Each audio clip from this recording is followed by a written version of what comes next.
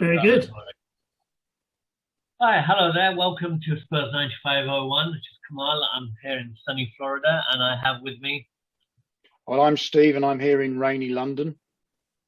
Hi, I'm Niall, and I'm a Brighton fan. I'm in Brighton, which is also rainy.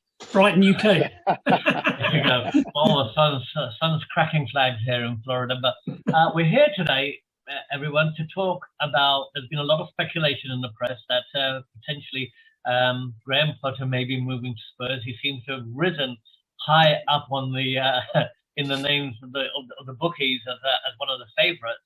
And it would be nice to hear from a Brighton fan what their view is on this manager and what we think about Brighton's progress over the last few years. So I'm going to just hand it over to Niall to give us a bit of a background into how he thinks Brighton have been doing and why he thinks Graham Potter might be a good fit for our club, even though he probably doesn't want to lose him. Go ahead, Niall. Well, thanks very much, Kamal. Well, first of all, I don't think he's a good fit for your club right now. You're not surprised to hear. I think he's a great manager, and we like him a lot.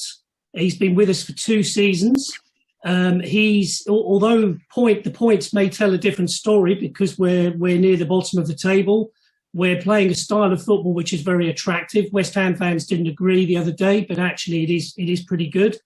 But we lack a goal scorer. We lack an effective goal scorer apart from Danny Welbeck.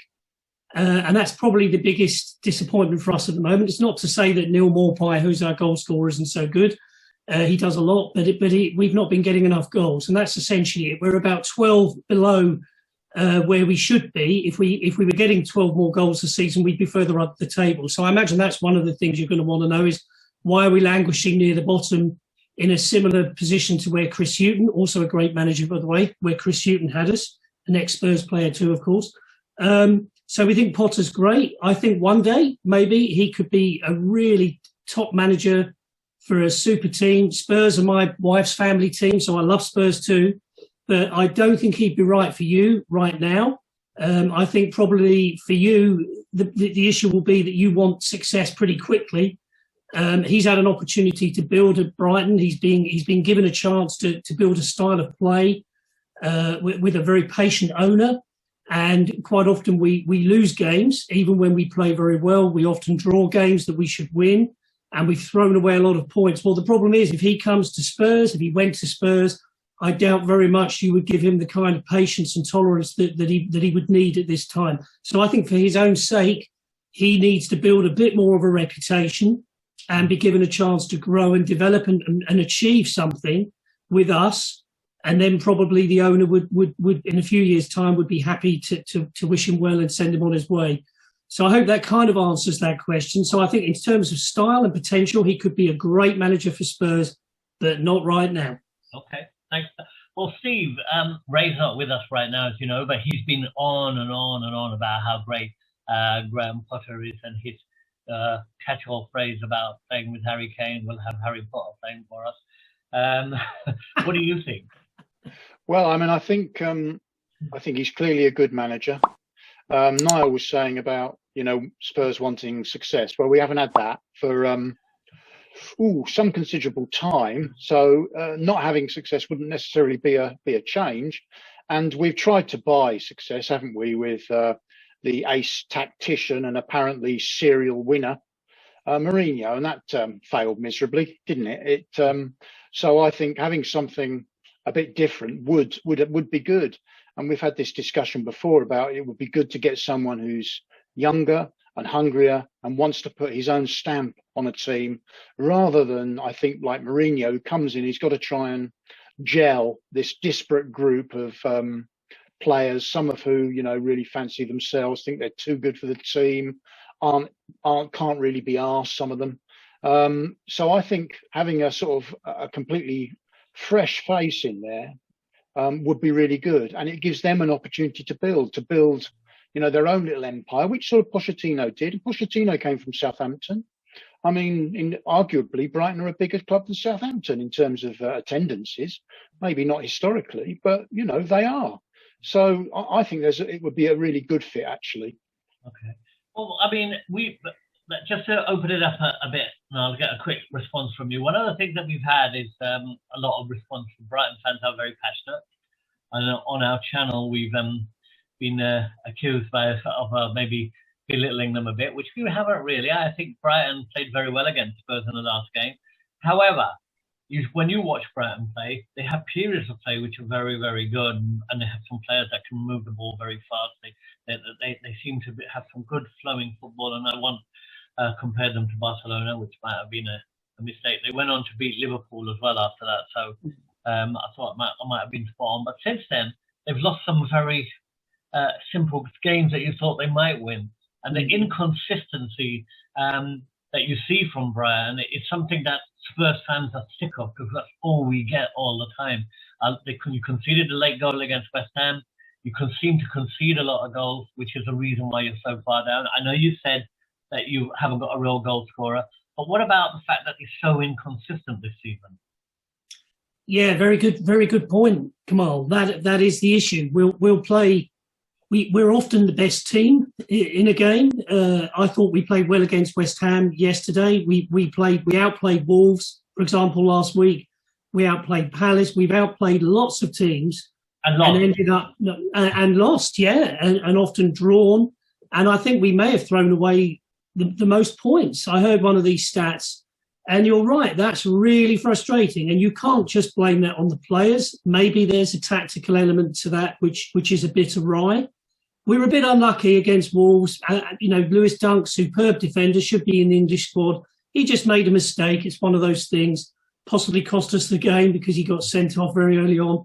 So it's things like that. But after a while, do the stats lie? Because when these things keep happening, instead of anomalies, it does become inconsistency. Yeah. And I think that's something that Potter is going to want to really sort out. And that's what I think he should be doing for the next couple of seasons. Right. So the jury's out.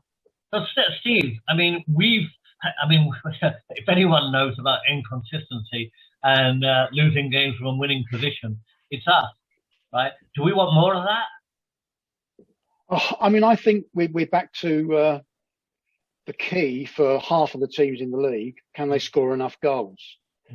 You'd like to think if you've got a decent manager and you were able to keep Kane, then you've got those goals. But most of the teams in the bottom half, they don't lose massively, do they? They lose 2-1, 2-0. They don't get absolutely slaughtered. There are occasionally, yes, but not generally. Generally, they're very close games, even against teams who, in effect, have been will be relegated this season. Yeah. So what they lack is that clinical finish in the box, and those players are like gold dust. If we were able to keep Kane, and I think it's unlikely, to be honest, and had a manager like Graham Potter, then it would allow him to sort of completely rejig not completely rejig his philosophy, but he can build that team in his own image around someone who can actually score a goal. The problem is, if you go into the transfer market, you pay a certain amount for a defender or a midfielder, but you have to pay absolutely top dollar for someone who's going to score every other game. They do concede a lot, and they concede a lot of late goals. And for all it's the level of inconsistency. And I'd like to just go off on a bit on another thing. Let's compare them to say our game. When they played against us, Brighton, fantastic game, 2-1. I think we lost that. Or was it 2-0? I can't remember. No, it was 1-0, but you beat us 2-1. Yeah. Right. And but Brighton played very well, and we were completely out of that game. But then I compare that to what Leeds did to Tottenham, what Leeds did to Burnley, and their technical abilities. And one of the things that we were saying about Brighton, and they look technically, some of the players look really good on the ball. But if they're technically that good, why are you like only just above relegation? It's a weird thing, and life is tough down at the bottom. It's interesting that you mentioned Leeds, because we really outplayed Leeds and we beat them twice. And we're now a bogey team for them, no question. Right. We outplayed them. Mm-hmm. It's a tough call, but it comes down to goals. We're 12 goals below, 13 goals even below where we should be. And we should probably be roughly 11th in the league right now. And it comes down to goals. I think we're improving. I think we're getting our act together after a bit of a lean spell after Christmas. if the season started now, I think we'd be doing a lot better. But as I said, I think Potter's got to prove that he can be consistent, and for his sake as well as ours, I think he should be given a chance to develop at Brighton to show that he can do that. I've got to ask you a question, guys, and I wanted this. Why didn't you go for someone like Eddie Howe if you were after a young, say, a British type manager? Why didn't you go for somebody like Eddie Howe, who plays pretty attractive football, from what I hear? Well, I want to answer that because I know that Steve's very close to Daniel leaving, and so he might have had a word in his ear. But most of us Spurs fans had Eddie Howe very high up on our list. Yeah, and he was one of the first names that came up when even before Mourinho came. To be fair, that he would be a young, good manager who also took a very small team and did some wonders with them. But the question is, Steve, for you, right? You can answer that Eddie Howe one too. But I want to ask you: you're looking at all those managers in the league below us, and you look at someone like Bielsa. You can even look at Sean Dyche. You can look at Scott Parker. I mean, really, is Graham Potter that much better than them? Well, I think he's similar to those people, though they're relatively young, as Niall pointed out. They are all British, I think, apart from Bielsa. They play generally, maybe not Burnley, play attractive football. They try and play it on the ground. What I would say, play it in the right way. I'd be happy with any of those. You know, my view is that we're over. Well, that's not the right word, is it? But we've tried that sort of tactic that we overcoach. There's no flair. Every player is completely constrained. They're too afraid to express themselves in any way. You know, poor old Stephen Bergwijn gets told to come on and he's shown an Excel spreadsheet. And then he sort of just runs up and down, never quite sure what to do. I want them to think for themselves. Yeah. And, you know, if that means, Toby, we're 1-0 down. It's the last minute. Can you go and be centre forward? You know, can you imagine Lloris coming up for a last minute corner? It doesn't happen, does it? We don't. It was all that sort of overcoached, dire, low block, up block stuff, which I'm fed up with it. I want a man manager as well who can get players to, build their confidence, get them to make their own decisions on the pitch as well. And that's also what the captain's there. You need a captain who's going to say, right, these tactics aren't working. We're going to try something else. I want something like that. And I feel that with some of those names that you've mentioned, they would allow that flexibility. Yeah. Just come briefly back onto scoring. Has Glenn Murray died now, Niall, or can we get him back? Well, if he has, he's got to look like he is a pundit on the BBC, Steve, because he still pops up. No, Murray got half a dozen goals, even though he's in a wheelchair. You know what? In a weird way, if he'd stayed on, he could have played another season, and I'm sure we'd have done okay. As I said, I'm not slagging off Morpie, who came to us from Brentford a couple of seasons ago. He does all sorts of good stuff, but we just lack that. As I think they said on TV last night, we need someone like Callum Wilson or Jermaine, Defoe, who just thinks of doesn't want to pass. They're just going to do one thing, and they're going to be in the box and they're going to bury it. Something I was going to say, chaps, you're talking about players being free. I'm compromised here because I feel a bit like an agent who doesn't want his client to get the job. Yeah. But you are. But what I'll say, I want to say one thing to you because I've been listening to what you've been saying and everything else, right? And to what Steve's been saying. But one thing that does stick with me is, you haven't got a striker. You had a coach in for 2 seasons. Why haven't you signed a striker? Why haven't you got the Callum Wilsons? Why haven't you got that? Surely that comes down to the coach. Because you have signed players. It's not like you haven't got any money at all. Well, does it? No. I mean, it depends who controls player selection. And we've made a few bad decisions before Potter came. I think Steve hit the nail on the head. He says they're like gold dust. And I really, I understand it now, how rare those top instinctive strikers are. It would have been great if we could have shelled out 28, 29 million for Ollie Watkins, but we haven't paid money in that ballpark. We've always gone roughly 20 million or below, between 10 and 20 million. But Brighton have made some fabulous signings. We got Lamptey from Chelsea, 3 million. He's very good. He's very good. Where is he though? I haven't seen him play for ages. Well, he's injured. That's the reason why he's injured. We've got Veltman. £900,000 European semi-finalist, in the Champions League for Ajax. He stood in for Lamptey. He's played brilliantly. We've got a guy called Moda. I think 10, 11 million.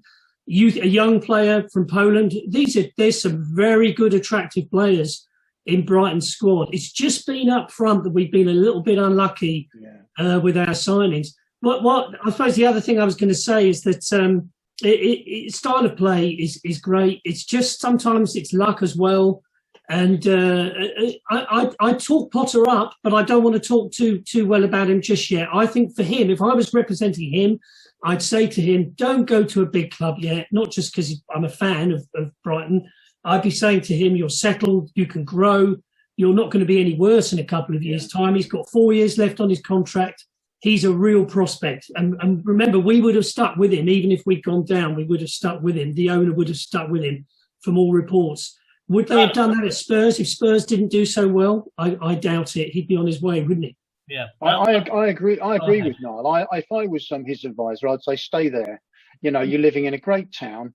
You're right on the coast there. It's lovely. It's settled. What are you going to do? Come and commute from there or go and get a house in, I don't know, Cheshunt or somewhere, or Chigwell, for God's sake. You make it sound like hell, Steve. It's a nice you're going to earn $1 million a week. I mean, wow, so hard. Well, Harry Redknapp did. How many houses can you buy? How many cars can you buy? He's better off there.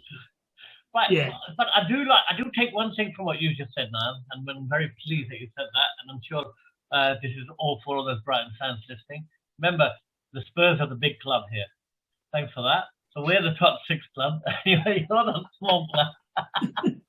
So we'll take that, and we'll also take 6 points off you next season if you don't mind. I actually agree with you. I actually agree that I'm not sure simply because I think a lot of huff and puff, a lot of promise. I mean, what you've been saying now about how they play in midfield. You've got some beautiful players and everything else, but the league position doesn't lie. When we took Pochettino, Steve, I mean, Southampton were looking to break into the top 6. They were pretty close. The big teams were scared to play them, and they played some beautiful football. And when he came over, it made a big. They were completely different kettle of fish to Brian. So I think what you're saying is that Potter needs to show it by getting up there and getting you into the top half of the table, I think. Yeah, top half of the table. Guys, there's one other thing. Remember Brendan Rodgers? Do you remember when Swansea came up 10 years ago? Yeah. And I saw Swansea. Steve and I have a mutual friend who's a Swansea fan. I went down there and I watched them in the Championship. And Swansea were just the best Championship side I've ever seen. They were fantastic. And even though they came up through the playoff final, they were terrific, but Swansea were always in. I think they finished 8th one season, but they were in the lower reaches. But it was about style of play, and so don't be fooled. I'm talking myself into a bad situation here. Don't be fooled by the league position necessarily. Think about style of play, potential, and what the aspirations are. And look what Rodgers has now achieved. Maybe Liverpool should have stuck with him. They nearly won the league, didn't they? And maybe you should have a more open mind. Haven't done too badly with Jurgen Klopp, though, have they? Right, just a final point here, guys, and to wrap this up. Talking about Brian now, and Steve, where do you see them? Assuming you keep Potter, where do you see them finishing next season? Oh, Brighton. Are you asking Niall or me? Yeah, who you asking, Steve, while he thinks about it?